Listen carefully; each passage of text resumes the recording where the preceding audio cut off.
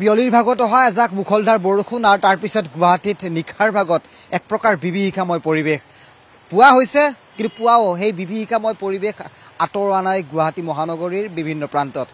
ৰুক্মিণী গাঁৱৰ আমি সদাব্যস্ত জিএছ ৰোডৰ পৰা কিছু ভিজুৱেলছ আপোনালোকক দেখুৱাইছোঁ য'ত দেখিছে আপুনি সমগ্ৰ ৰুক্মিণী গাঁও বৰ্তমান পানীৰ তলত আছে আৰু এই মুহূৰ্তত প্ৰভাস সিং আৰু মই ৰুক্মিণী গাঁৱৰ কিছু ভিতৰ অংশত আহি উপস্থিত হৈছোঁ আৰু ভিতৰৰ এই পৰিস্থিতি দেখি আপুনি কল্পনা কৰক কি ধৰণৰ এটা পৰিৱেশ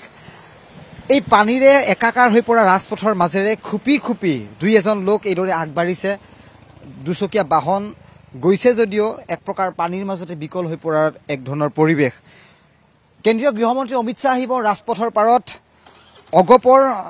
বেনাৰত এক প্ৰকাৰ জিলিকি উঠিছে অগপৰ সভাপতি কাৰ্যকৰী সভাপতি কিন্তু এই মুহূৰ্তত ৰুক্মিণী গাঁৱৰে সেইগৰাকী কাৰ্যকৰী অগপৰ সভাপতি কেশৱ মহন্তৰ বাসগৃহটো দেখুৱাব বিচাৰিছোঁ এই যিখন দেৱাল এই মুহূৰ্তত দেখিবলৈ সক্ষম হৈছে দৰ্শকসকলে এই দেৱালখনৰ ভিতৰ ভাগৰ ঘৰটোৱে হৈছে মন্ত্ৰী কেশৱ মহন্তৰ কিন্তু এই মুহূৰ্তত তেওঁৰ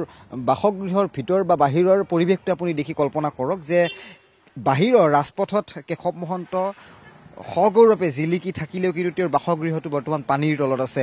আমি এই মুহূৰ্তত পৰিৱেশ দেখুৱাইছোঁ বিভিন্নজন আহিছে কিন্তু অতি বিপদজনক আৰু এইদৰে এক প্ৰকাৰ পানীৰ মাজতে তেওঁলোকে এক প্ৰকাৰ কক পকাই থাকিবলগীয়া নিচিনা এটা পৰিৱেশ এই মুহূৰ্তত ৰুক্মিণী গাঁৱৰ ভিতৰ ভাগত উদ্ভৱ হৈছে